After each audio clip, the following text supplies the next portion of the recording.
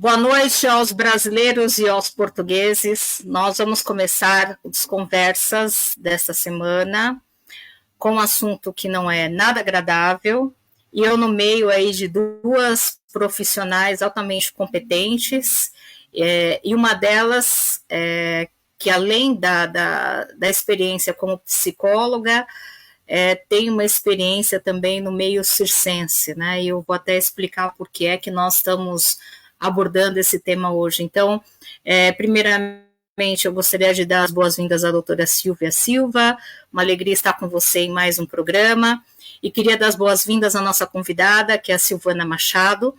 A Silvana, ela é psicóloga, com pós-graduação em gestão terapêutica, só que, além disso, a Silvana, ela é mágica, ela é palhaça, ela é produtora cultural, ela é diretora teatral, ela esteve encabeçando projetos que são assim fantásticos, né?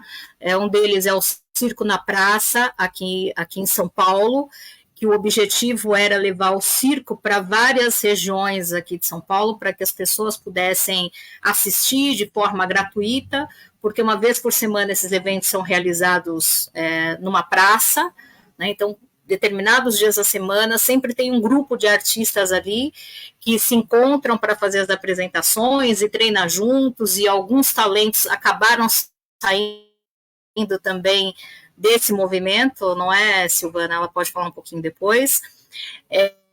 E ela também fez um projeto, né, para atender esses artistas circenses durante a pandemia, porque foi um público extremamente afetado. Os artistas circenses, como é óbvio, vivem dos seus eventos, e com a pandemia eles ficaram sem trabalho, sem remuneração, o que também seja um outro projeto da Silvana, que foi conseguir fazer com que o pessoal tivesse apresentações online, para que essas pessoas fossem remuneradas, porque tiveram artistas que estavam realmente passando muita dificuldade. E uma coisa que eu acho muito positiva, né, dentro desse grupo de artistas circenses, é que o pessoal se ajuda, né, realmente, e tem uma bondade, uma delicadeza e um olhar, né, até pela própria profissão que eles escolheram, que é de levar alegria para as outras pessoas, eu acho que até de uma forma mais idílica do mundo, né. Então, deixando essa pequena introdução, eu passo a palavra para a doutora Silvia, das boas-vindas para a Silvana também. Aproveito para já mandar um beijo e agradecer a presença da doutora Andréa Coloa, que sempre nos acompanha aqui nos programas, mas hoje ela escolheu estar nos bastidores aqui nos apoiando. Então, boas-vindas também, Andréia, todos que nos vão assistir no programa de hoje. Então, Silvia, passo a palavra para você. Olá, boa noite a todos. Boa noite uma vez mais, Soira e Silvana. Muito obrigada por fazeres parte hoje também do Desconversas, neste tema que me é tão caro e que me preocupa tanto, como é o da violência contra as mulheres. O nosso objetivo é sempre o de tentarmos ir ao encontro das pessoas, esclarecê-las e que elas possam contar connosco de alguma forma, servirem-se, passo o termo de nós, como ponte, porque muitas vezes, quando se está em algumas situações mais frágeis, ou sabemos de alguém que está nessa situação, não sabemos como ajudar, ou não sabemos como nos ajudar a nós próprios. E é importante pedirmos ajuda, e é também por isso que aqui estamos, e fazemos também a ponte sempre com o Brasil, no intuito de trocarmos experiências, de sabermos o que é que está a ser feito também no vosso país, e vocês saberem o que é que está a ser feito cá, para que juntos possamos ter outras ideias melhores, e sempre no intuito de ajudarmos quem está ao nosso redor. Silvana, seja muito bem-vinda, vou-te passar a palavra, e a palavra é tua. Obrigada por me receberem aqui. A gente vem ter essa conversa num momento de muita dor, mas também num processo de cura e de regeneração, de buscar dar algum sentido para essa dor, e transformar esse luta em luta, como eu tenho falado bastante dentro desses grupos que têm surgido de articulação nesse momento. O tema é muito amplo, tem muita coisa que a gente pode falar a respeito, e quero trazer um pouco da minha perspectiva, né? Minha psicologia vem muito pautada na minha luta feminista, nos meus estudos em psicologia social. A gestalterapia, que é a minha abordagem, é fundamentada nisso. Minha cachorrinha veio dar um alô para a gente. E é isso, eu agradeço muito o convite e eu acho que é muito importante a gente ter iniciativas como essa de discutir, de levar o tema, de amplificar essas vozes e a gente entender como é que a gente não só se protege e se resguarda, mas também como a gente se posiciona nesse mundo que é tão violento contra a gente.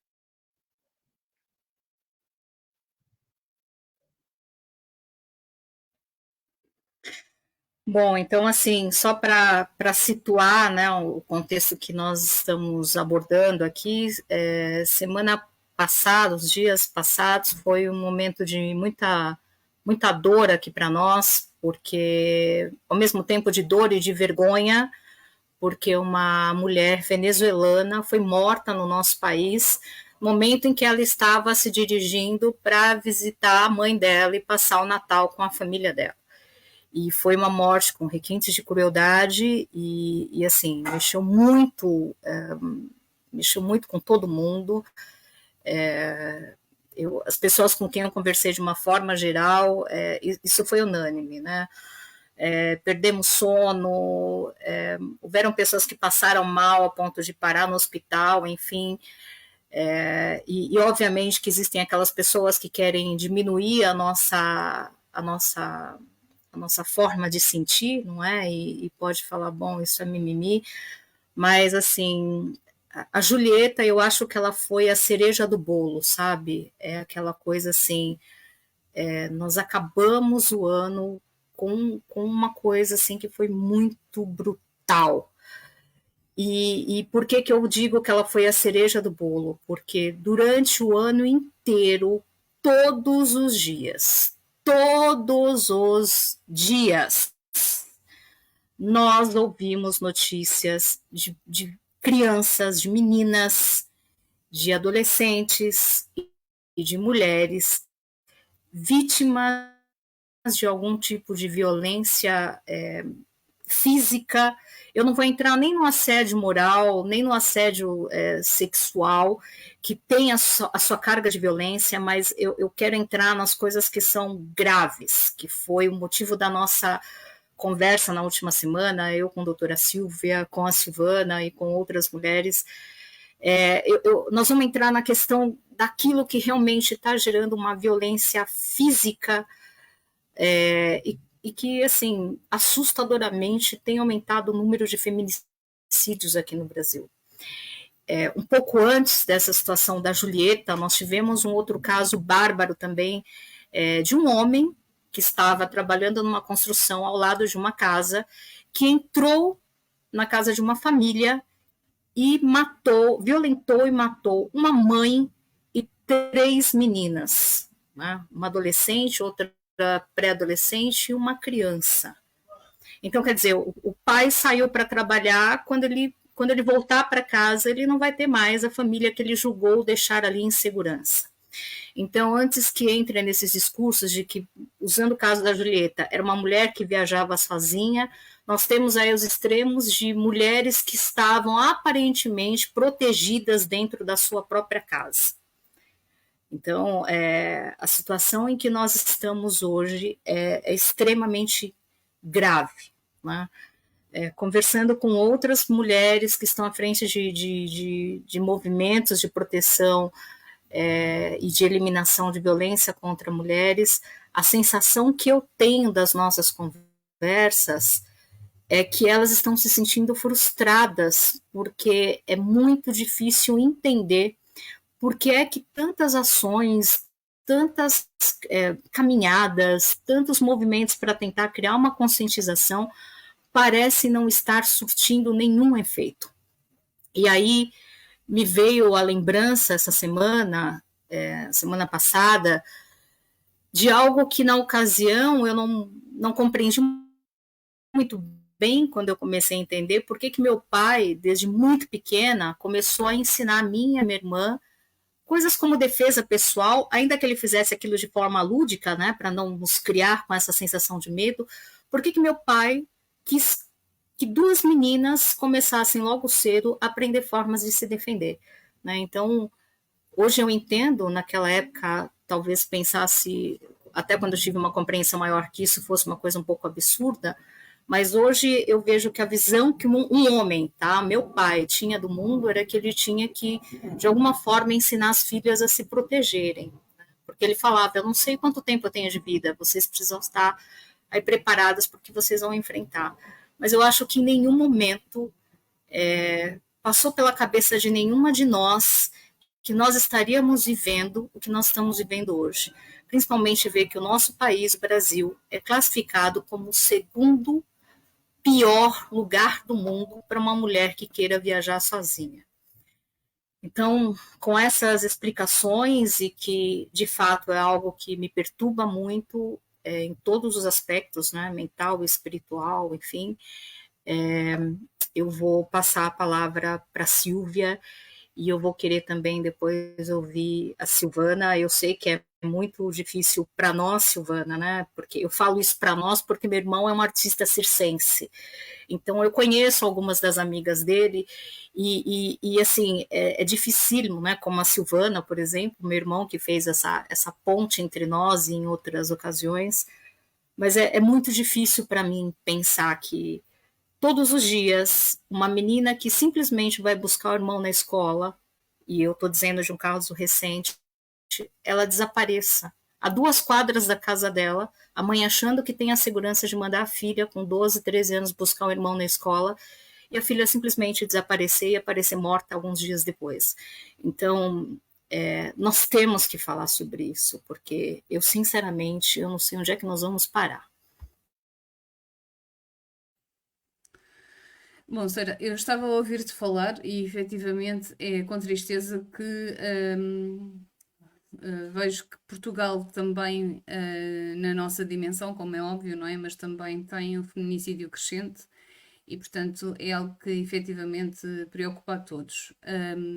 Obviamente que esta análise é importante, mas aquilo que me parece fundamental é que se consigam dar algumas respostas, não é? Porque é preocupante quando nós só assistimos e percebemos que não conseguimos fazer nada, ou pelo menos achamos que não conseguimos intervir, alterar a situação e nos perguntamos de que maneira é que conseguimos travar de alguma forma, ou pelo menos abrandar aquilo que se está a passar. Eu acho que dando já a minha opinião, e é só a minha opinião, obviamente que eu sei que isto é muito complexo, não é? Teriam que se alterar muitas coisas, mas como em tudo na vida, eu acho que se nós, cada um de nós, começar por alterar no seu quadrado, não é? Na sua dimensão, alguma coisa já poderá ser feita, não é? Cada um de nós multiplicando pela população que existe, então já se faz alguma coisa. Claro que, antes de tudo, e começando como deve ser pelo princípio, a prevenção deveria estar na base de tudo. Acho que, pelo menos aqui em Portugal, a cidadania, por exemplo, é quase uma disciplina opcional, não é algo que tenha muita carga. Não existe sequer uma disciplina das emoções para as crianças, para falar sobre as emoções, sobre como gerir as frustrações, como gerir a raiva, como gerir o ódio, como lidar com aquilo que está menos bem, que é isso que está na base daquilo que depois se vem a verificar como agressividade e porquê nas mulheres, porque efetivamente, e nós obviamente que sabemos que também há violência contra os homens, mas a força física continua a sobrepor-se e os dados estão aí à vista e nós não podemos fingir que não sabemos que são muitíssimo superiores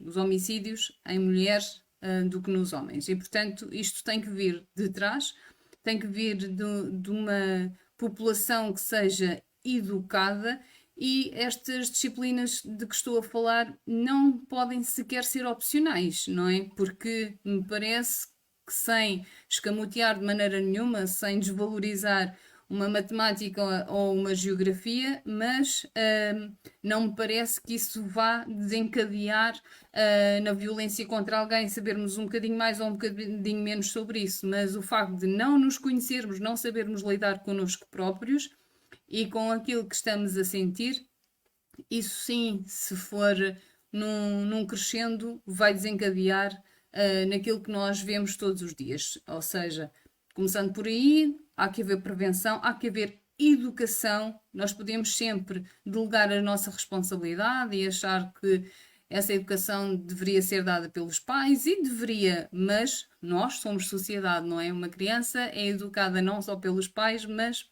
pela sociedade também onde se insere. E nós temos essa obrigação.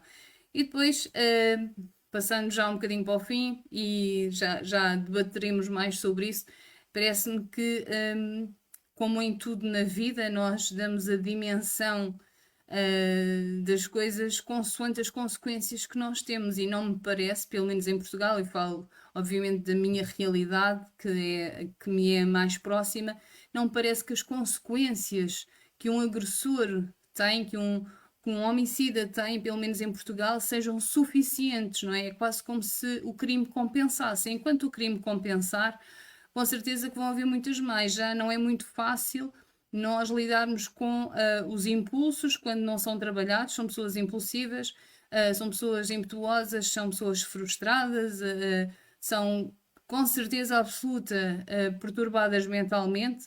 No entanto, parece-me que se as consequências, a penalização que essas pessoas têm fosse mais pesada, que iria pelo menos ajudá-las a pensar duas vezes, a retrair-se e a travar a sua impetuosidade. Portanto, quero pegar nestes dois pontos e pedir também a vossa opinião sobre isto.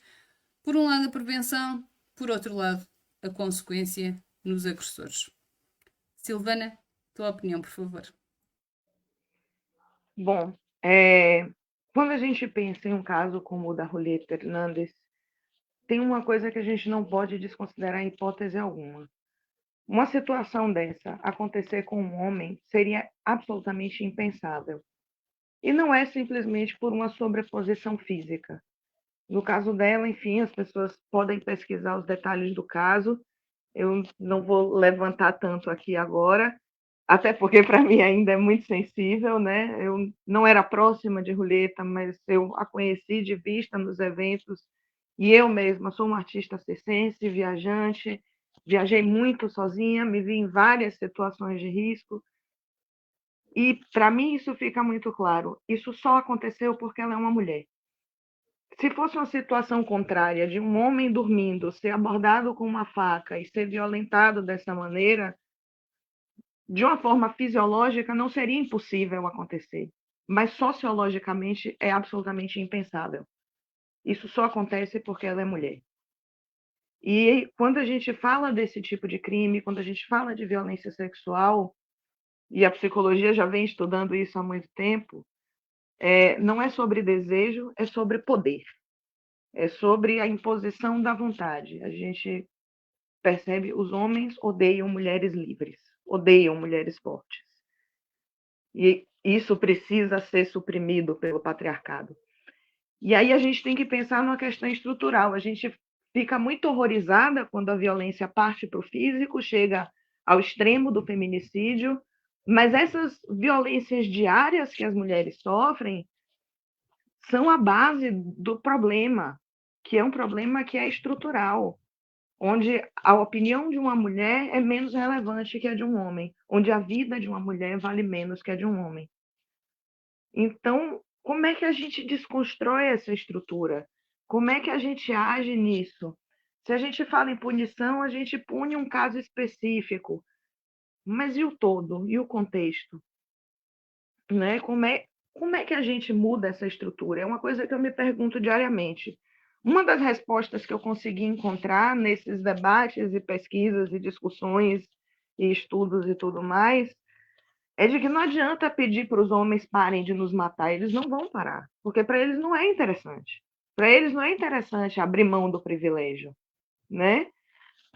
Então, como é que a gente consegue se proteger mesmo em relação a isso? E não é deixando de viajar, não é deixando de viver, não é deixando de ser livre. Como é que a gente muda essa estrutura na base? É uma pergunta que eu me faço todos os dias. Eu entendo uma palavra que é até um pouco saturada e acho que também faz parte dessa estrutura desmerecer essa palavra, que é a coisa do empoderamento, né? Como é que a gente não se submete? Quantas vezes todas nós nos vimos numa situação de violência que a gente simplesmente paralisou, não conseguiu reagir? Quantas vezes, por medo ou por achar que a gente merecia menos, a gente se submeteu a esses mecanismos do machismo? Eu me vejo em diversas situações dessa. E mesmo hoje, tão desconstruída e empoderada, tão feminista, eu ainda me vejo nessas situações de um homem falar um pouco mais alto e me sentir intimidada. Como é que a gente não vai para esse lugar? É uma coisa que eu queria levantar aqui.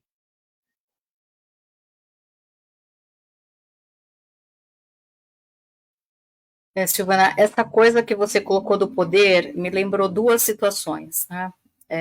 Uma vez eu estava conversando com uma pessoa, um amigo que tinha sido promovido no ambiente de trabalho, né?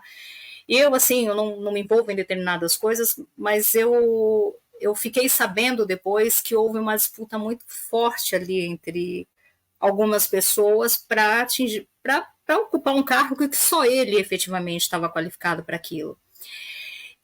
E aí, quando ele ocupou essa posição, enfim, eu fui cumprimentá-lo, ele estava com outro colega, ele falou assim, talvez refletindo sobre o que estava acontecendo nos bastidores que eu, na ocasião, não sabia.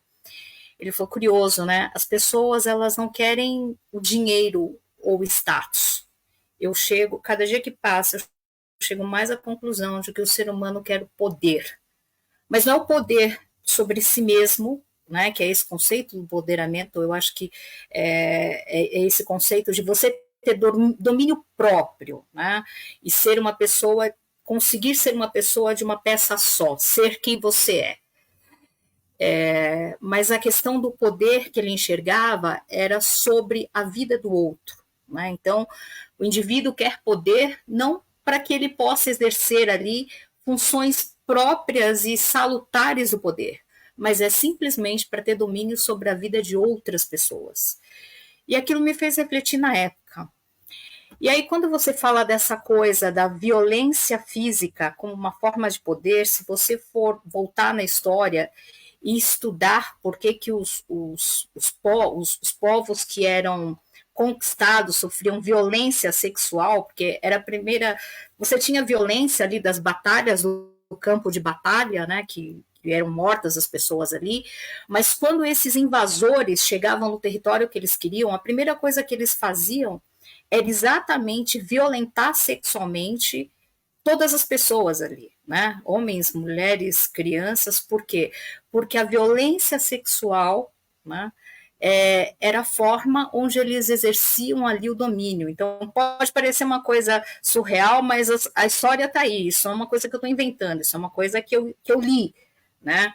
Então, qual era a forma de poder? Se você pegar Roma, por exemplo, essa era a forma de poder, né? Quando você vai estudar a história de povos que foram dominados e escravizados, que nós não temos, né? Hoje nós falamos muito da escravidão dos negros, mas se você pegar na história, na nossa história remota, não tinha essa coisa de gênero, classe social, seja lá o que for. Você tinha um sábio que era escravo e que às vezes era comprado para ser os professores dos filhos de alguém de alta posição ali daquela sociedade que é dominante.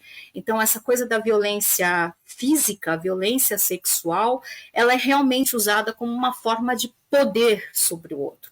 E a história está aí, né? Quem quiser pode pesquisar isso que eu estou falando e vai ver que isso que a Silvana traz não é uma visão de uma psicóloga, né? É a visão uma visão histórica, né, que o sexo e esse tipo de violência ele foi usado pelos povos anteriores como uma forma de poder. Você pega o Gengis Khan, que foi um dos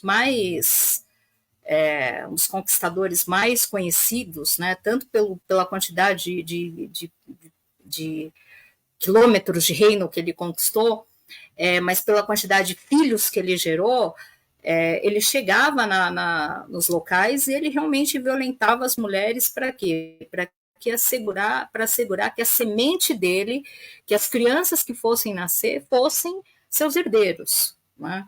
Então, essa coisa da violência sexual, ela é muito pesada dentro da nossa história da humanidade. Então, como é que nós vamos parar com essa barbárie? Porque nós melhoramos muito, né? Se nós formos olhar a evolução da humanidade, tem muita coisa que ainda é uma barbárie para nós, mas eu acho que nós melhoramos bastante. Mas como é que nós vamos parar com essa barbárie? Como é que nós trabalhamos essa inversão dessa forma de poder? Porque, por exemplo, Silvana, até hoje essa palavra empoderada para mim me soa complicada quando eu olho para o poder dentro desse contexto do negativo, daquele que submete ao outro. Não poder sobre si mesmo. Né, meu pai falava uma frase que eu achava muito bacana, né? Ele falava assim, olha, quando Jesus falou, conheceis a verdade vos libertará, não é verdade sobre o mundo, é verdade sobre você mesmo.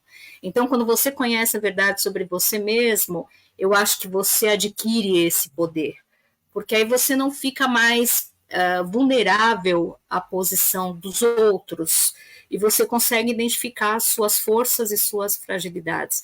Mas mesmo quando eu ouço essa palavra empoderada hoje, é inevitável para mim, dentro dessa análise que eu estou trazendo, e de alguém que é completamente leiga, né, de que o poder da forma como as pessoas o enxergam não é uma coisa positiva. Bom, Soeira, tu falaste e a Silvana também falaram muito sobre a agressão na forma de violação. A violação tem por base, obviamente, a agressividade, mas, sobretudo, uma forma específica de agressividade que se reveste na humilhação, na necessidade de humilhar o outro. E a humilhação, como todas as outras agressões, é uma tentativa de minimizar a fragilidade que o indivíduo sente sobre si próprio, não é? É sempre alguém que é tão frágil, tão inseguro, tão pouco crente de si próprio, que não se conseguindo melhorar, tenta minimizar ao máximo o outro, e falo da pior forma, da forma mais atroz que conseguir. E infelizmente, e por isso mesmo é que os homens, claro que há sempre as exceções, e quem nos estiver a ouvir sabe perfeitamente disso, não, temos que não generalizar, mas falando uma vez mais das estatísticas. Mas os homens, como é sabido, têm mais força do que as mulheres, e a partir do momento que alguém use um poder, seja ele qual for, que tenha a mais sobre o outro para o minimizar, e neste caso é a força física, às vezes é o poder em termos, por exemplo, político, outras vezes tem a ver com a sua sabedoria, seja quem for que use o seu poder de maneira a magoar, fragilizar, intimidar o outro, é sempre alguém que é agressor, é sempre alguém que não merece sequer esse poder que tem, essa força que tem, porque se está a utilizá-lo de forma não equitativa, nós não partimos para uma luta em que o outro está no chão, não é? Isso jamais deveria acontecer.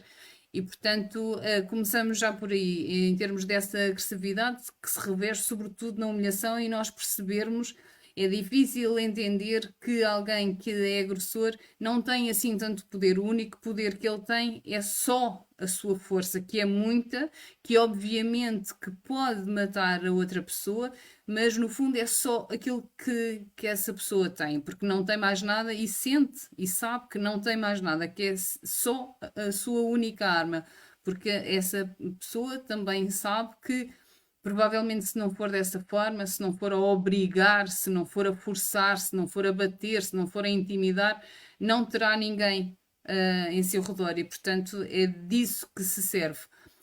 Depois falamos já aqui repetidamente no que é que se pode fazer, de que forma é que nós podemos alterar isso. E eu acho mesmo que isto tem que ser feito desde o mais cedo possível. Nós vemos, há pouco falei das escolas primárias aqui, do ensino básico, mas nem é preciso ir tão tarde, acho que desde as creches, desde muito pequeninos, que se deve ensinar isso, que se deve implementar o que é que são as emoções, o que é que as pessoas estão a sentir, porque é que eu tenho necessidade de bater ao meu amiguinho quando ele me tira o brinquedo, porque é que se aquele menino gosta mais daquela menina e eu fico tão zangada e já não quero brincar com ela. Há aqui uma data de sentimentos e de emoções que, quando compreendidas, evitam a agressividade, porque a agressividade é a forma que alguém tem de se expressar que não consegue se expressar de outra forma, não tem outra forma de o fazer, não é? É,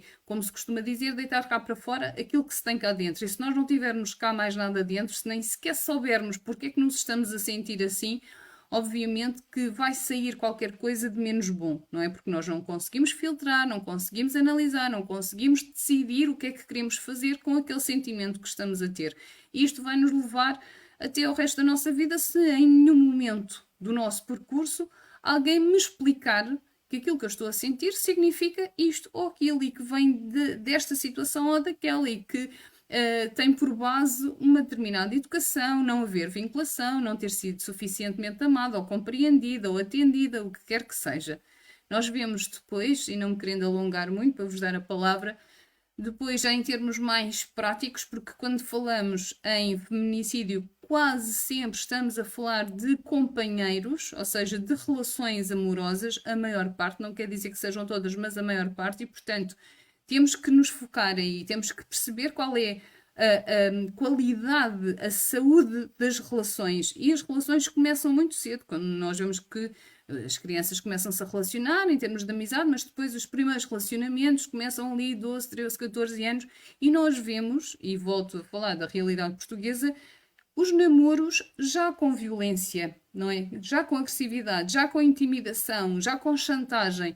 E, portanto, mais que não seja, porque depois às vezes já é muito tarde, comecemos por aí. Há necessidade de haver sessões de esclarecimento, há necessidade de haverem disciplinas obrigatórias, porque isto muda as vidas das pessoas, isto muda os rumos. Há pessoas, inclusivamente, a tomarem decisões profissionais, decisões de carreira, decisões, antes dessas, decisões escolares, não é?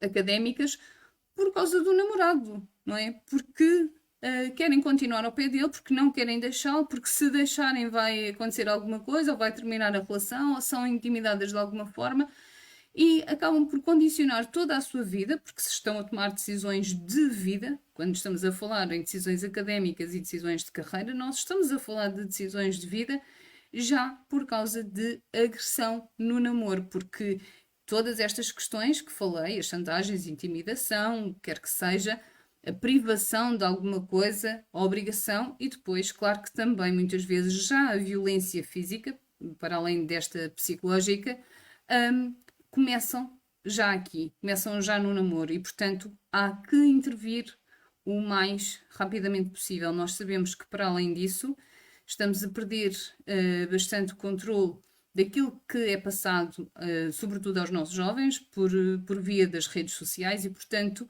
há que intervir, há que estar presente na vida dos adolescentes, há que falar com eles, falar cara a cara, não só através daquilo que nós estamos a fazer agora, que é muito importante, obviamente, mas sempre que há essa possibilidade, intervirmos, mesmo que não sejam os nossos filhos, mas se for alguém que nós conhecemos, se tivermos a oportunidade de nós próprios irmos às escolas, de apresentarmos um programa voluntário no sentido de informar, de nos disponibilizarmos para esclarecer questões, então que o façamos. E volto a dizer, se cada um de nós fizer alguma coisinha que seja, com certeza que isto multiplicado por muitas pessoas que tenham essa mesma vontade, iremos fazer a diferença. Silvana. Bom, eu não gosto nem um pouco quando a gente entra nessa questão da generalização, entre aspas, o nem todo homem, porque a gente acaba individualizando o problema. É ele que é psicopata, ele que é sociopata, e aí a gente individualiza de uma forma que a gente para de olhar a estrutura. Porque essa estrutura está por todos os lados. A gente está falando de um recorte de classe mesmo. Existe uma classe que é a classe das mulheres, e essa é uma classe que é oprimida pela sociedade. Então, quando a gente individualiza essa questão, a gente para de olhar para o todo. A gente olha para esse recorte e diz: o problema é esse indivíduo. E não é. É um problema que é geral mesmo. Porque, imagina, é uma classe, e aí falando de homens, é uma classe que vem tendo privilégio há muitas gerações na nossa sociedade. Então, a partir desse lugar, se tem. Eu não consigo pensar uma palavra em português, entitlement. Né? Eles se sentem no direito inato, absoluto, de ter uma posição de privilégio, de destaque. E se não acontece dessa forma, está errado quem não deu o privilégio para eles. E aí eu falo isso, por exemplo, na questão da desigualdade salarial. Se a mulher está recebendo menos, e aí se a gente for pensar, por exemplo, a mulher preta é a base da cadeia alimentar, Silvia Almeida fala muito sobre isso, que cadeia alimentar, entre aspas, né? A mulher que ela é responsável por cuidar da casa, cuidar dos filhos, prover financeiramente a família ainda assim, e ela precisa trabalhar muito mais para conseguir atingir o mesmo valor de uma média mensal que um homem recebe. Como é que ela vai ter tempo para lutar? Como é que ela vai parar para pensar e discutir essas questões estruturais? Não dá, não sobra energia, não sobra nada. E isso, de certa forma, também é uma ferramenta de todo esse sistema de manter essas mulheres ali, pianinho, como se fala aqui, né? E submissas mesmo. E aí eu vi, recentemente tem se falado muito isso, Valesca Zanella é uma que traz muito essa questão da coisa do pacto dos homens, e uma perspectiva que eu acho que, para mim, abriu muitos olhos, muito a perspectiva, é de como os homens, pegando a carona no que a Silvia falou, né, sobre a coisa dos sentimentos, das emoções, muitos homens são ensinados desde muito cedo a associar qualquer coisa que eles sentem como o tesão, como o desejo sexual. Né? Não, a felicidade é sexualizada. O afeto, ele é sexualizado. E aí se cria uma confusão na cabeça desses meninos que vão se tornar homens que acham que tudo vai parar nesse lugar. E aí a gente fala mais uma vez desse mecanismo de subjugação. Uma referência muito lúdica, mas que eu acho que é muito potente, é esse filme da Barbie que saiu recentemente, que descreve de forma muito explícita como é que funciona esse mecanismo. E ele traz uma perspectiva que eu acho maravilhosa, é como elas solucionam, sem dar spoiler aqui, mas como elas solucionam, né, o problema que acontece ali. Quem conhece o mundo real, e ele é que resolve instituir o patriarcado na Barbilândia. Esse é o mote do filme. E a partir daí as Barbies aceitam isso sem perceber o que está acontecendo, porque elas não estavam preparadas para lidar com isso, nunca tinham se deparado com uma situação como essa. E elas conseguem solucionar exatamente entendendo esses mecanismos, vendo essas contradições, vendo como isso não é justo e não é equilibrado e não é conveniente para elas, aquela estrutura que estava acontecendo. E aí o que é isso, né? Trazendo de uma forma menos simbólica, a gente fala sobre entender esses mecanismos. Quando a gente começa a discutir o que é gaslighting, o que é mansplaining, que são palavras que a gente tem falado tanto, mas a gente começa a entender esses mecanismos, a gente começa a perceber aquilo na hora que está acontecendo. E aí a gente é menos enrolada, de certa forma. A gente começa a entender o mecanismo, a gente começa a conseguir se proteger. Eu acho que esse é um ponto que eu vejo que funciona na prática, na vida, no dia a dia. Outra coisa que eu vejo que funciona é ouvir mulheres, estudar mulheres, consumir o trabalho de mulheres. Eu vim até com essa camisetinha aqui que não foi por acaso, que são de várias mulheres cientistas que fizeram história, não só cientistas, né, mulheres incríveis que fizeram histórias. Vamos estudar a história dessas mulheres, vamos conhecer, vamos ensinar às nossas meninas e aos meninos também quem são essas mulheres tão importantes, que são tão apagadas da nossa história. E uma outra coisa que eu acho que é imprescindível quando a gente fala de educação infantil é a gente ensinar os meninos que as tarefas domésticas são responsabilidade deles também, né? De que o cuidado com os filhos e as crianças são responsabilidade deles também. O menino tem que aprender a brincar de cozinha, a brincar de boneca e de vassourinha, do mesmo jeito que a menina tem que aprender a brincar de carrinho, de avião, de foguete. Porque aí eu falo de uma perspectiva de uma pessoa que trabalhou muitos anos com criança e com esse trabalho infantil, de ver os brinquedos das meninas é sempre panela, é sempre fogão, é sempre vassoura, e o dos meninos são, enfim, foguete, laboratório de ciências. Que recado a gente está passando para nossas crianças? Quando a gente já coloca desde cedo o que é brinquedo de menina e o que é brinquedo de menino. Eu mesma, aí eu trago eu mesma, assim, porque, enfim, é a perspectiva que eu tenho maior, assim. Já me vi numa situação de eu tinha dois sobrinhos, um menino e uma menina, e para ela eu dei, sei lá, uma boneca, e para ele eu dei um jogo de cartas. E eles tinham mais ou menos a mesma faixa etária. E quando eu percebi isso, eu fiquei envergonhada comigo mesma. Por que, que ela não pode receber o jogo de cartas? Por que, que ele não pode aprender a cuidar de uma boneca? Né? Então, vai nessas pequenas coisas também. Enfim, Sora.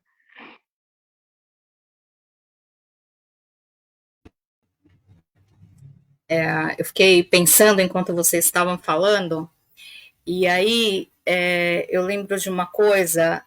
É difícil não citar meu pai, porque ele foi uma referência de homem que me ensinou a pensar como mulher. É uma coisa curiosa isso, né? Mas o meu pai ele sempre falava que o ser humano ele é formado de mente, corpo e espírito, né? Então ele falava mente pura, corpo são, coração tenro. E aí, eu não sei qual é a percepção de vocês, mas eu também tenho observado muito o movimento ao redor, né? Parece que nós estamos perdendo essa natureza de apreciar aquilo que é o belo, o que é bonito, o que é sensível, o que é idílico no mundo, sabe? Eu acho que nós estamos perdendo essa sensibilidade também como seres humanos, né? E eu vou dar um exemplo até do que aconteceu na sexta-feira, quando nós fomos lá para a homenagem, eu e amigas do Rony, né, que é meu irmão, que falaram, vamos, e fomos lá para o MASP para fazer a homenagem. Eu saí de palhaça, não é a primeira vez que eu me coloco com fantasia de palhaça, né, porque eu fazia parte de projetos sociais, onde nós fazíamos visitas e a condição era que você estivesse de palhaço, então não foi difícil para mim, mas uma coisa me chamou muito a atenção enquanto eu estava indo, né, porque eu fui realmente maquiada, né, com o nariz, pintei o nariz de palhaço, fui com aquela maquiagem de palhaço, enfim, e eu fui no metrô. E é muito curioso você observar que eu fico pensando na minha época, né? Mesmo eu enquanto adulta, se eu vejo alguma coisa que me lembra essa beleza, né? Do que é o circo, do que representa o circo, coisas bonitas e lúdicas da minha época de criança, isso é uma coisa que me deixa emocionada. E é muito curioso porque eu fui sozinha, acabei encontrando com as meninas depois numa outra estação de metrô, nós três de palhaça, mas as pessoas assim passaram totalmente indiferente àquilo, né?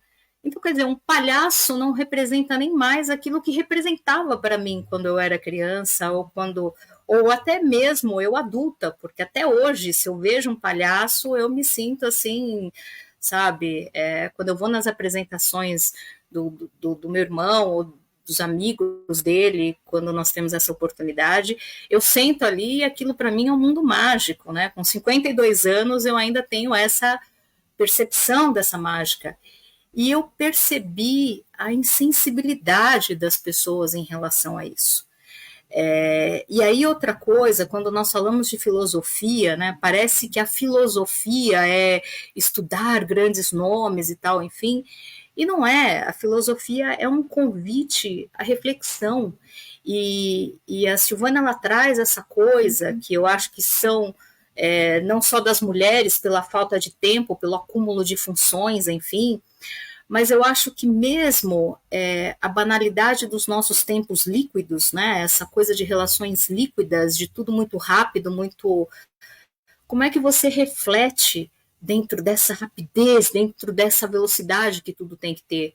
Então, eu concordo plenamente com a Silvia e com a Silvana, porque isso é uma coisa que eu também acredito, né, que a questão da educação, você precisa ter esse fomento de base para mudar esse cenário que nós estamos vivendo. Temos que ter aí as coisas preventivas, porque não adianta você tentar mudar a base se o cenário ainda continuar terrível aqui, porque queiram ou não, as crianças principalmente vão estar expostas a esses cenários.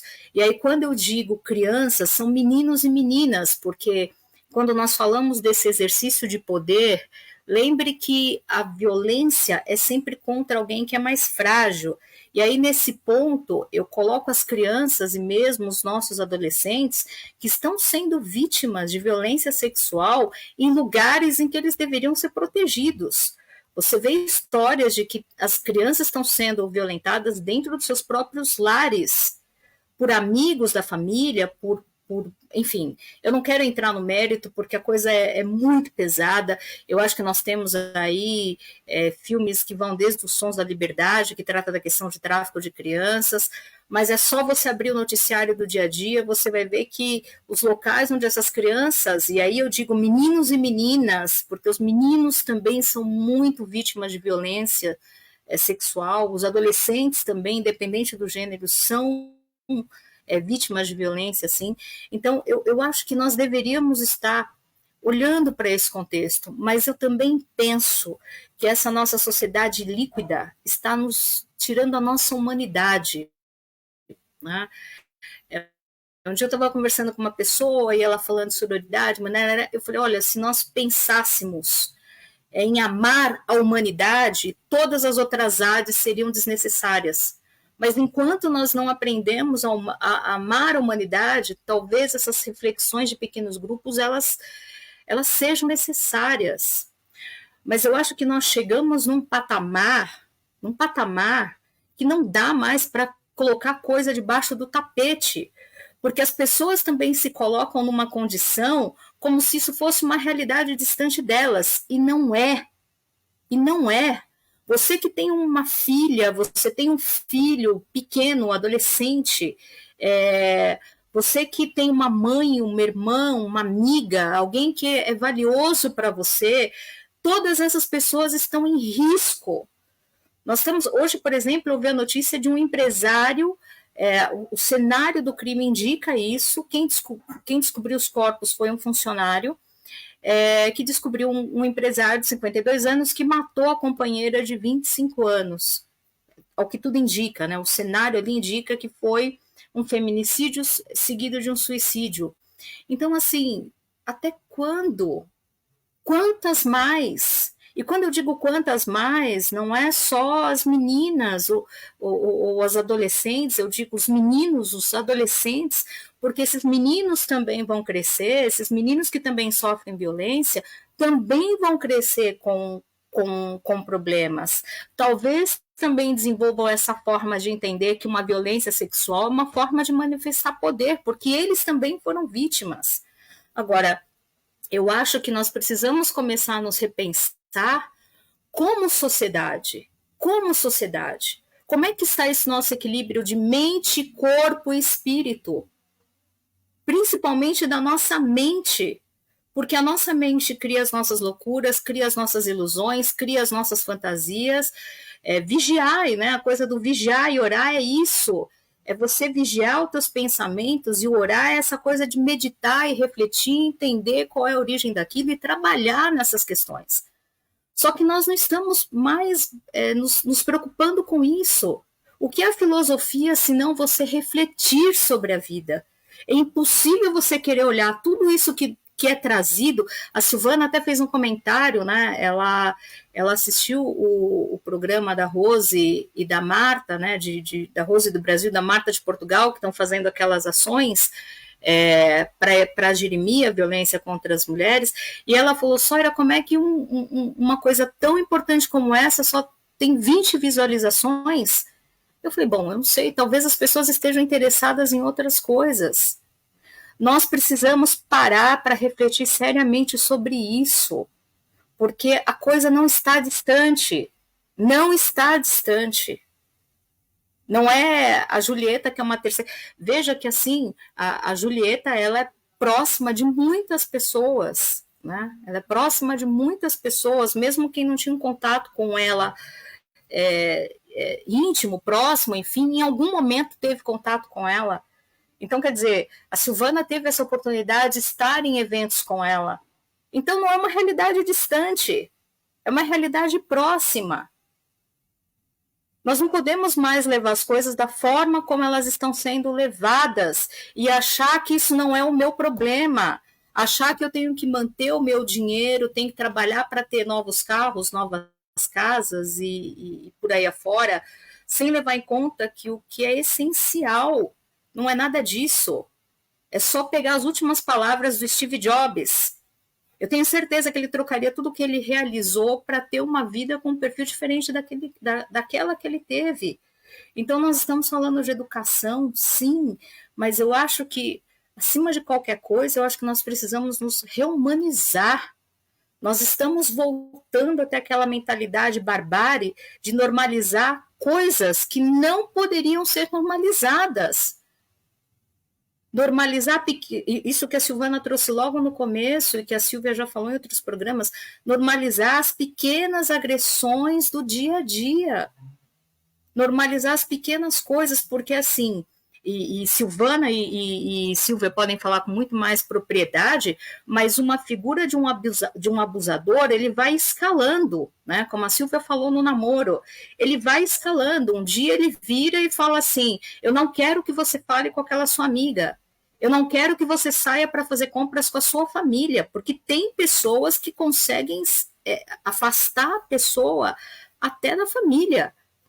Eu não quero você usando essa roupa, mas qual o problema da minha roupa? Eu estou totalmente coberta. Não, mas mulher para andar comigo tem que andar com a... Gente, a minha irmã, eu não esqueço dessa cena até hoje, nós duas voltando da faculdade, conversando no metrô, eu com uma saia que só a ponta do meu tornozelo aparecia.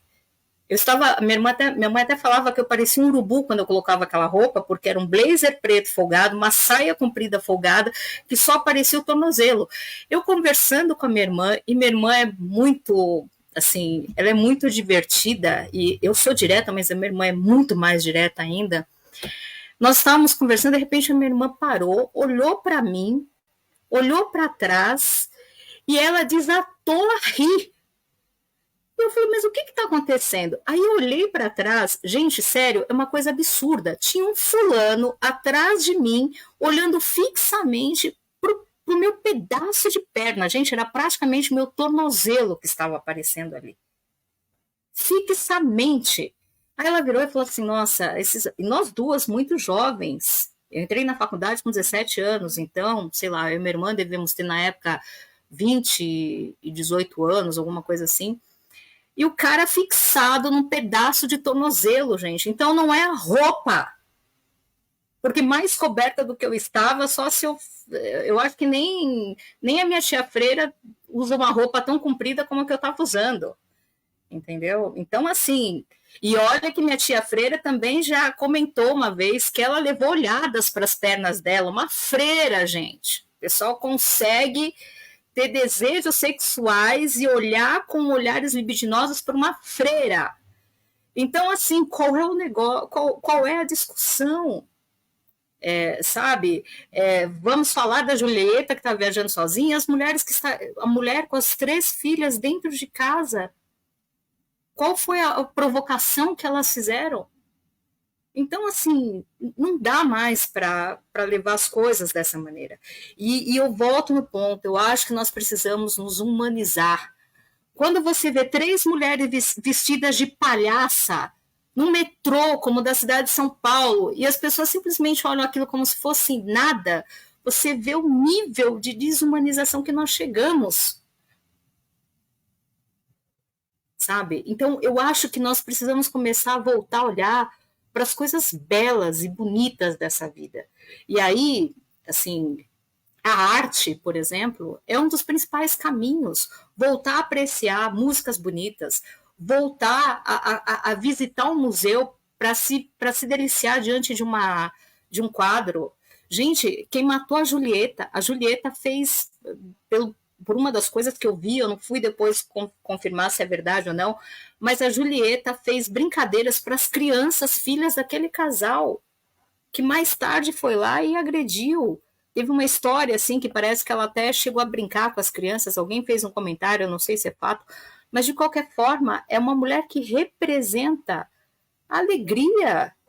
Se nós não temos mais memória para essas coisas bonitas na vida, nós vamos ter memória para quê?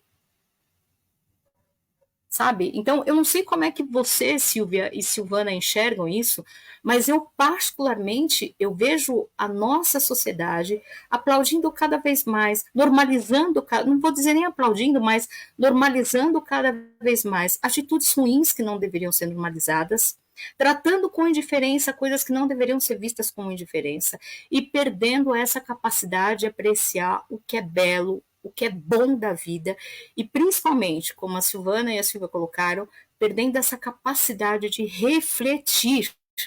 Sem reflexão, não tem autoconhecimento. Sem reflexão, você não consegue entender o que está acontecendo ao seu redor. A Silvia e a Silvana conseguem ter essas posições que elas estão tendo, não é porque alguém foi lá e falou para elas, mas isso tudo é fruto de estudo, de análise, de reflexão. Então, sabe, quando nós tentamos fazer um programa como esse, é para tentar fazer com que as pessoas reflitam. Que é isso que, sabe, a Silvana falou da mulher, mas eu acho que as pessoas também estão presas a coisas tão fúteis, que elas estão perdendo o seu tempo, que é valioso e que deveria ser usado num processo de reflexão, em outras coisas que não agregam nada, em músicas que nos hostilizam como mulheres, em produções que nos hostilizam e nos objetificam como mulheres, ou mesmo como seres humanos, mesmo os meninos. Então, não sei, me perdoe o desabafo, mas eu estou com tantas coisas, sabe? A Silvia acompanha um pouco o meu processo de reflexão, ela sabe que eu penso muito, e quando ela me joga as perguntinhas dela, eu penso mais ainda. Mas eu acabei o meu ano refletindo sobre isso, né? E a Silvia falou isso, de coisas concretas. Conversando com a Marta Lívia Suplicy, da Virada Feminina, semana passada, ela falou: Sória, temos ações e tal, mas o que nós estamos fazendo de coisas, nós precisamos de coisas mais concretas. E eu terminei o meu ano de 2023 avaliando, pensando, eu falei: nossa, eu fiz tanta coisa esse ano, o que eu fiz de concreto? Sabe? E eu acho que essa é a reflexão, aí essa é a minha última fala, porque eu vou deixar todo esse meu desabafo, essa minha reflexão e essa minha sessão de terapia não paga com 2 psicólogas, eu posso me dar o luxo disso, né? Hoje eu tenho 2 psicólogas, eu quero deixar esse desabafo e essa minha forma de enxergar esse momento com vocês, meninas. Bom, Seira, é assim, eu gostava de referir em um ponto que tu tocaste que me parece um pouco perigoso. Falaste aí de alguém que até fazia brincadeiras, inclusivamente com o filho do casal e que era uma excelente pessoa. Não, o problema nunca está em ser boa ou menos boa pessoa. Até poderia ser uma pessoa normal, atenção, não é? É como se aquela pessoa em especial não merecesse. Nenhuma pessoa merece, porque o problema nunca está na vítima, o problema está sempre no agressor. Até porque, se nós pensarmos bem, por vezes a perfeição, que não existe perfeição, mas o ser-se muito bonito, muito inteligente, muito bem-sucedido, é isso que atrai a inveja, não é? É isso que provoca frustração no outro. Se nós pensarmos naquilo que eu falei há pouco, e o agressor é sempre alguém que se sente minimizado perante os demais, que se sente inferior perante os outros, quanto melhor a outra pessoa for, pior ela própria se sente e, portanto, não é essa pessoa que não merecia. Eu entendo aquilo que tu quiseste dizer, mas não é aquela pessoa que não merecia, é nenhuma pessoa que merece, porque ninguém tem o direito de tirar a vida de outra pessoa. E há sempre que, eu já estou a palavra, há sempre que referir o agressor e aquilo que o leva, e às vezes até a normalidade, o ser-se neutro, não se sobressair, até chama menos a atenção um agressor do que propriamente alguém que brilha e que fala o pensar que está a tirar o lugar dele, quando ele nunca teve esse lugar, entendes? E compreendo perfeitamente que aquela pessoa não era de todo merecedora, e que há algumas pessoas que são mais impactantes na sociedade e que são mais até válidas na sociedade, mas ninguém é merecedor de terminar desta forma. Ninguém é merecedor e nós temos mesmo que incidir no agressor, trabalhar no agressor. E passando já a palavra a seguir, quero só referir as palavras da Silvana, porque eu ia dizer precisamente a mesma coisa, que é trabalhar com os meninos, não é? Educar os meninos continuam a ser educados de uma forma diferente das meninas, continuam a ser-lhes passada a ideia que eles têm menos responsabilidade. Quanto muito nós educamos-los para ajudar a esposa, para ajudar a namorada, para ter um papel de apoio, quando não tem que ser nada disso, como se eles fossem disfuncionais, como se tivessem algum problema, como se só porque sim tivessem mais poder ou mais direitos ou uma voz diferente, e não é nada disso. E infelizmente, e digo isto com alguma propriedade porque sou mulher, são as mães que continuam a ser as maiores educadoras, e isto entristece-me muito, porque são as mães que são as educadoras dos meninos, são as mães que são as educadoras dos homens do futuro, e portanto temos que incidir na base. Claro que temos que dar ferramentas às meninas, claro que temos que educar as futuras mulheres, claro que temos que proporcionar e tentar, daquilo que nos é possível, ir ao encontro e esclarecer. Outro ponto muito importante é a informação. A informação nunca é demais. Nós só conseguimos tomar decisões, optar por alguma coisa quando temos informação. E muitas vezes, e agora falo nas duas vertentes, tanto a do agressor como da vítima, muitas vezes quando nós não achamos que não temos saída, não sabemos que existem alternativas, não temos a informação necessária, nós só conhecemos aquilo e então é só aquilo que nós fazemos. E portanto a informação é muito importante sobre as mulheres, sobre como é que as mulheres funcionam. A Silvana tem uma t-shirt maravilhosa, não é? Para relevar realmente a importância das mulheres, e algumas dessas mulheres numa altura em que tinham toda a gente contra elas e portanto nada lhes era facilitado, não é? Porque agora já se vai temendo penalizar as mulheres, porque já há alguma legislação que protege as mulheres, mas essas que aí estão não eram essas, não é? Não eram dessa altura e, portanto, tiveram que lutar contra todos. E nós temos, da mesma forma que temos que passar a informação, nós temos que nos informar também. Nós temos que nos esclarecer também. Temos que saber o que é que podemos fazer, e daí eu terminar da forma como comecei.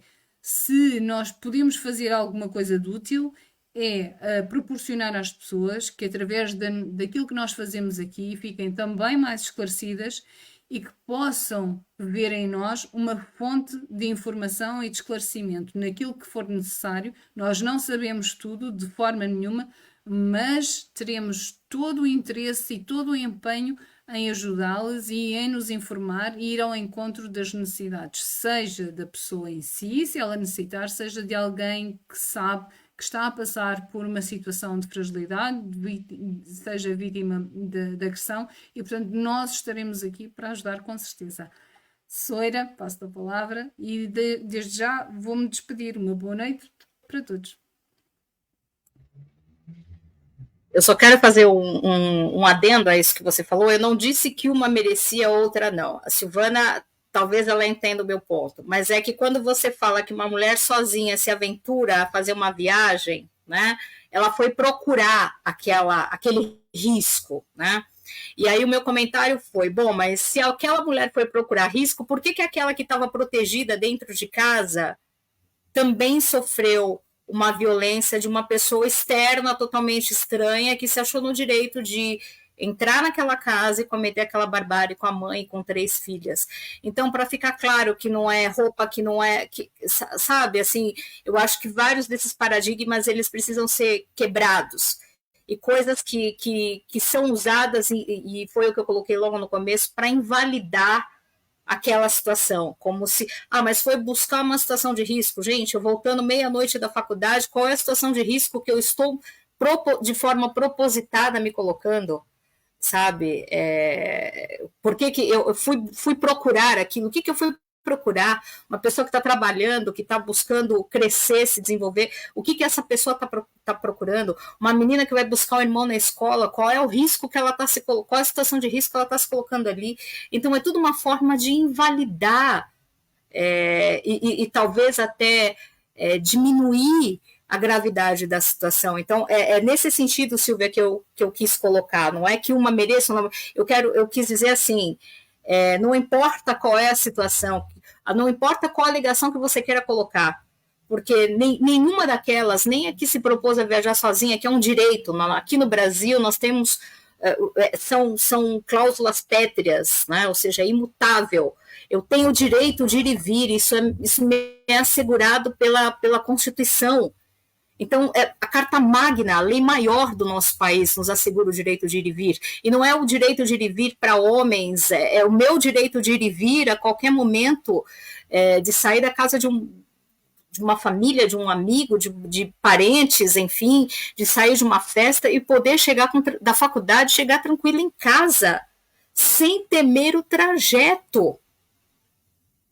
É de poder escolher viajar sozinha, sabe? Então, só para deixar claro, Silvia, que não é uma situação de quem merece ou quem não merece, mas só que isso tem sido usado para invalidar a situação, e a Silvana e você deve entender bem isso que eu estou colocando. E aí eu quero levantar uma provocação. Se essa mulher estiver indo para curtir, não para trabalhar, não para ir para a faculdade, e se estiver realmente procurando um parceiro sexual, um namorado, precisa ser aquele? Sabe? O que eu quero dizer é isso. Quer dizer que isso é um convite para que qualquer homem possa usufruir do corpo dela? Não é bem assim que funciona. Você me fala da situação que você passou no metrô, Soira, e aí ficou isso na minha cabeça. Você estava bastante coberta. E se não tivesse? Isso dá direito às pessoas a invadirem seu corpo dessa forma? E aí a gente entra numa. É só a gente ver a diferença como são tratados os mamilos. Um homem pode andar sem camisa tranquilamente, uma mulher em hipótese alguma. Né? E aí a gente entra numa questão, por exemplo, as artistas circenses, uma questão que levantam-se muitas artistas de rua, muitas deixam os pelos das axilas grandes. E as pessoas param, elas estão fazendo malabares no farol, estão fazendo apresentação artística, as pessoas param para mandar elas depilarem o sovaco. Uma mulher que tem sobrepeso vai ouvir o tempo todo o quanto ela está errada e quanto ela precisa emagrecer, porque é absurdo a mulher ter sobrepeso. Se uma mulher é muito magra, ela vai ouvir as mesmas coisas, porque é como se nossos corpos não fossem nossos.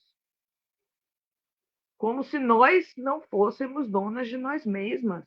A sociedade inteira tem o direito, entre aspas, muitas aspas, de opinar e de decidir e dizer como a gente deve usar o cabelo, como a gente deve usar nossas roupas, como devem ser nossos corpos, o que nós devemos comer e todas as coisas que nós não podemos e não temos acesso.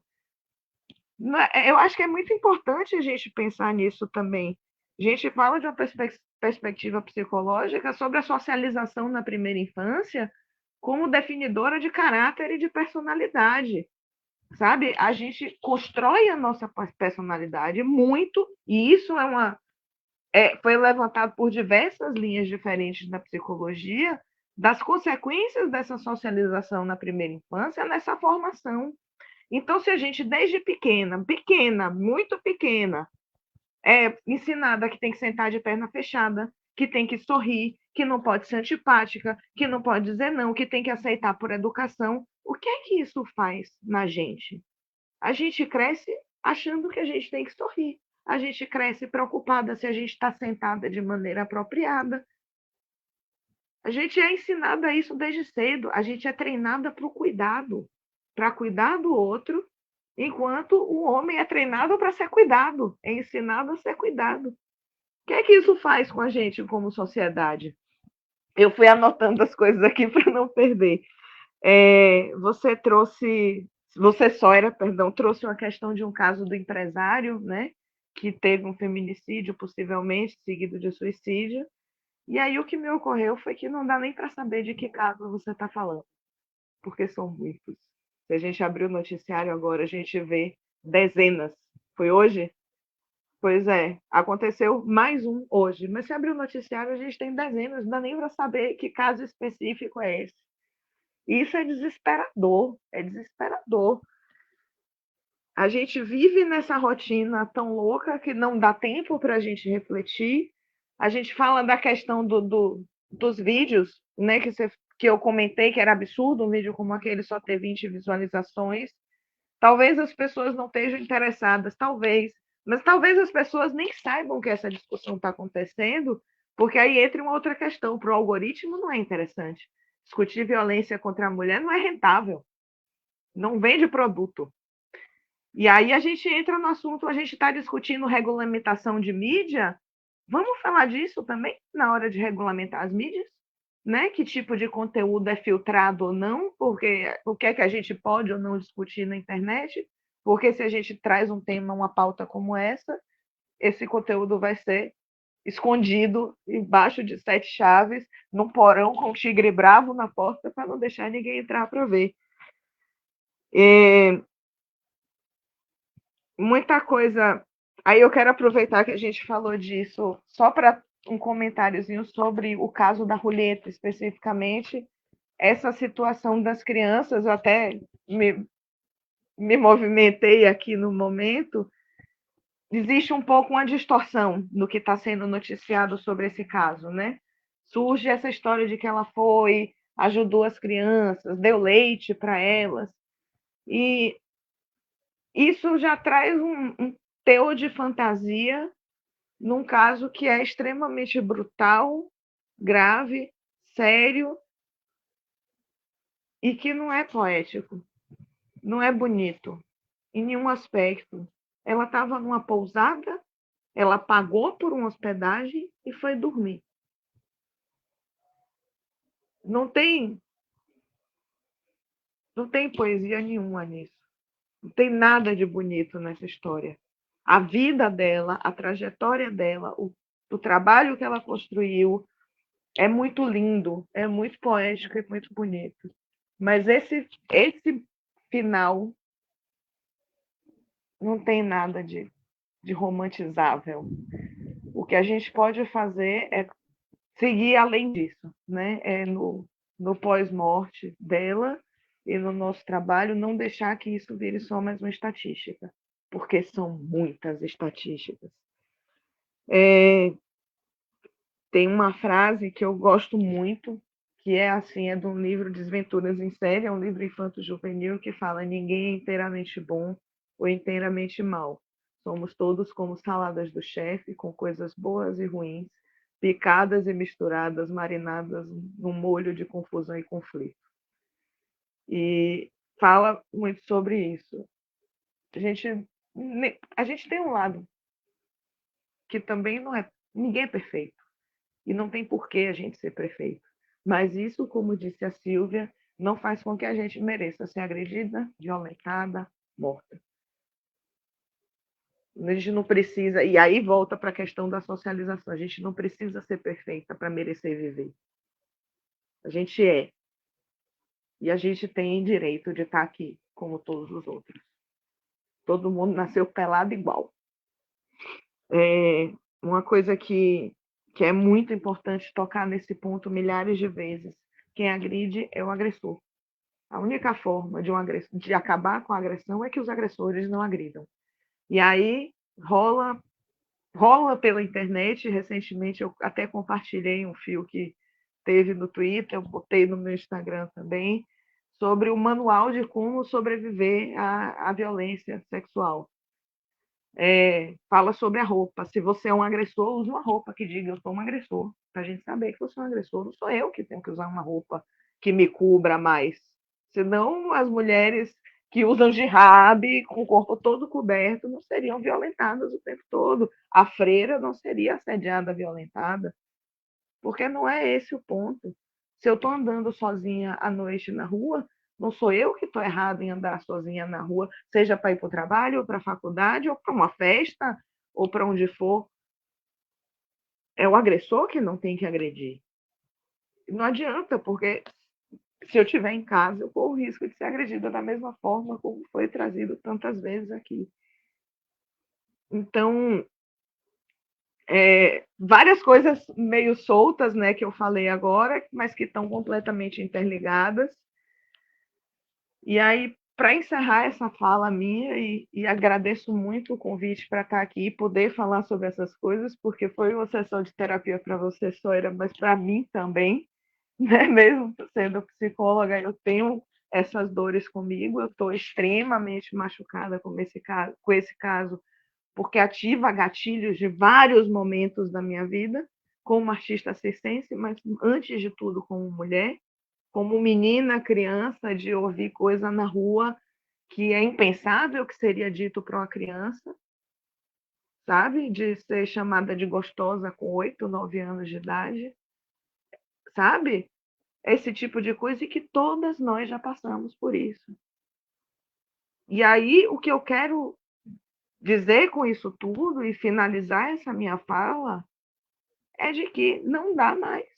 Acabou essa palhaçada. Palhaço não faz essas coisas, alguns fazem, mas não é característico do palhaço fazer essas coisas, né? O palhaço vibra muito no amor. Então, vou dizer pataquada. Não dá para ser mais assim. Não dá mais.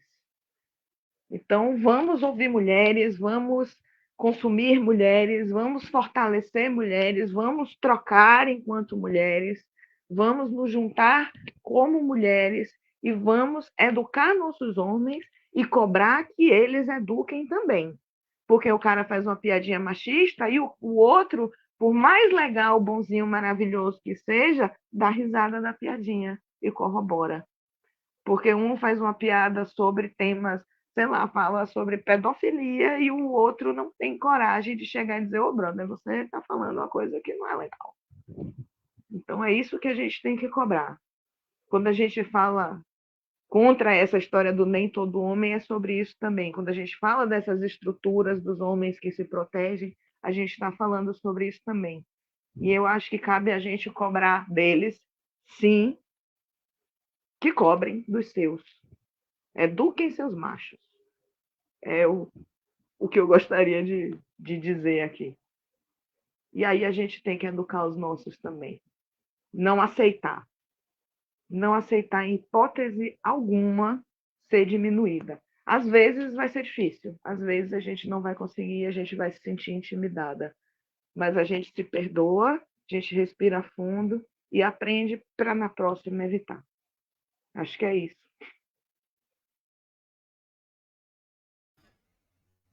Bom, eu queria terminar com duas coisas. Eu quero ler a carta sobre Julieta Hernandes, que foi distribuída lá na sexta-feira. Assinam como autoria desta carta Luísa Soares, do Circo Moamba, e o grupos de amigos integrantes do coletivo Julieta Presente. O Pervemei, o Palhaço Salsicha, o Circo do Asfalto, o Circo de Soleires, que é onde a Julieta também fazia parte, e o Guadalupe Mac. Julieta Hernandes era uma artista de rua, cicloviajante e imigrante.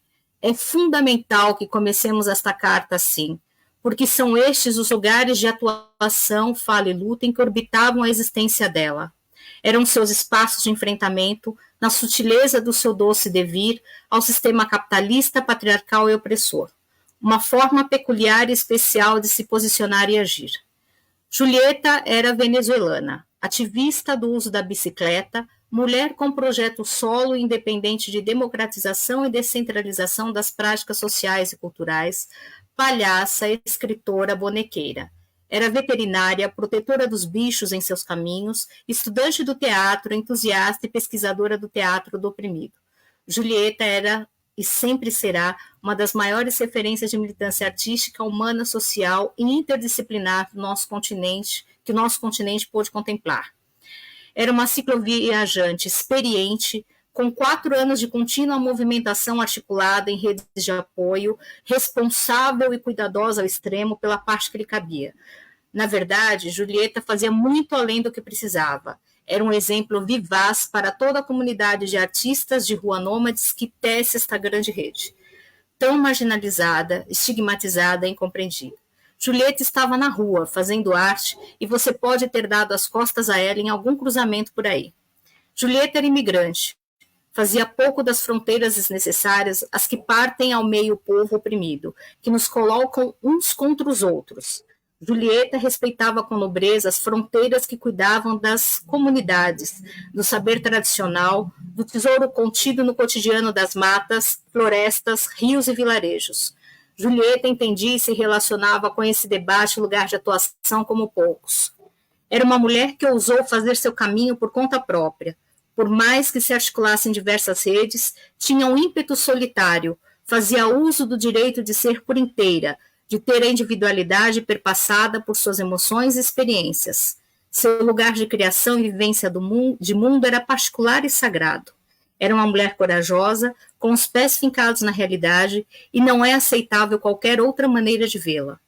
Como agora todas as pessoas sabem, era cheia de afetos, amizades, amores, possuía o dom e a sensibilidade da escuta ativa e real. Escutava, entendia e fazia o que era preciso de acordo com suas convicções. Era uma filha indo ao encontro da mãe. Simplesmente ia, porque sabia de chegar. Viagem de bicicleta de uma palhaça, sozinha? Julieta nos perguntava assim, de cara, logo no título do seu espetáculo. Miss Jujuba, nós que conhecemos e respeitamos teu existir, há tempos podemos te dizer que não. Mas agora, você que lê essa carta, que por essas palavras pode se aprofundar nas nuances dessa potência questionadora, provocativa e poética em sua própria essência, te perguntamos, você consegue romper tudo aquilo da convenção e violências sociais que não permitiram que Julieta chegasse em casa? Julieta não está mais aqui. Cabe a nós pensar o que faremos por Julieta daqui para frente. Por um novo paradigma de respeito à individualidade e existência dos corpos femininos e dissidentes, pela valorização e reconhecimento da arte de rua como lugar imprescindível no campo da atuação cultural e social, por uma relação menos consumista com o mundo e seus recursos, por um olhar de acolhimento e empatia para o imigrante e o seu direito ao movimento e permanência. Canto, som, riso, palavras, mãos de pequenos fazeres animados, grandes atos de amor, rompimentos de muros a cada pedalada. Julieta era a junção poderosa que revolucionou os caminhos. Vá em paz, Julie, você fez muito por aqui. E eu quero terminar com uma coisa que eu achei fantástica, e eu te passo a palavra já, Silvana, porque aí você encerra o nosso programa de hoje, tá? Eu vou deixar essa incumbência de encerrar, digamos assim, o espetáculo de hoje com a palhaça e com a mágica. A Silvana e a Silvia falaram uma coisa que eu acho muito importante, que é essa questão dos nossos corpos ser templos, né? E aí eu faço faço uma junção com uma coisa que nós somos um país predominantemente cristão, então acho que as pessoas vão me entender. Se você pegar a Bíblia diz que cada um de nós é um templo do Espírito, então eu acho que cada um de nós precisa começar né, principalmente que pregamos essa coisa do amor, precisamos começar a enxergar um outro como um templo, realmente, do Espírito Santo, um templo que é algo divino.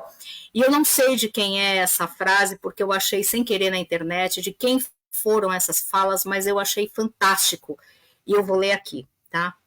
Vou pedir só um minuto. A primeira palavra que Jesus fala quando ele ressuscita, sabe qual é? Mulher. Jesus disse: mulher, por que você está chorando? O primeiro efeito da ressurreição de Cristo foi acalmar uma mulher que estava chorando. Na ressurreição de Cristo, a igreja deveria aprender a enxugar as lágrimas das mulheres. A Bíblia é um livro que deixa a mulher lá em cima. Sabe por quê?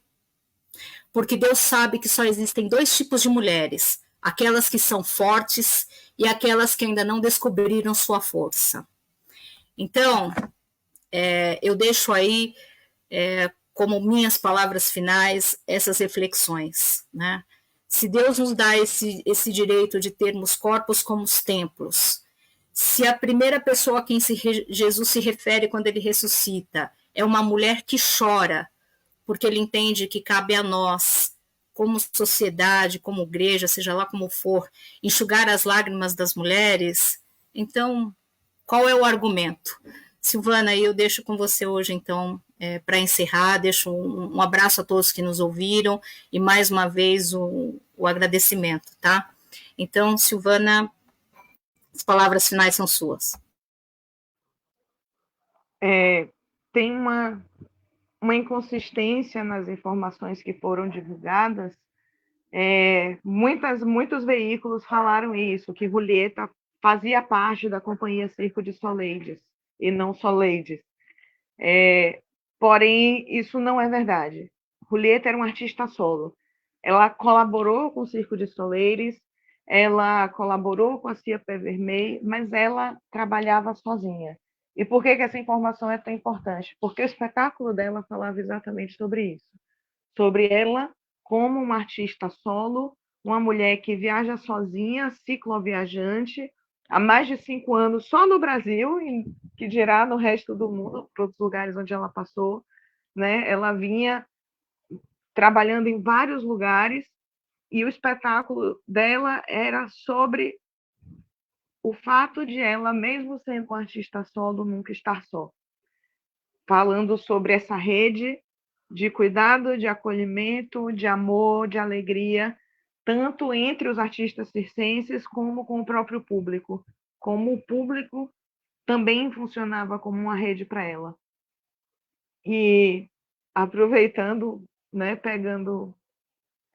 amplificando essa mensagem da Julieta, eu trago isso para a gente também, que a gente não está sozinha, a gente não está descuidada e desprotegida, porque nós temos umas às outras.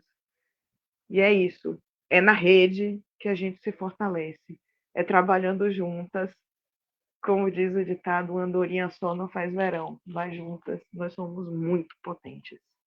Obrigada pelo convite, é uma honra participar dessa conversa e que venham muitas mais.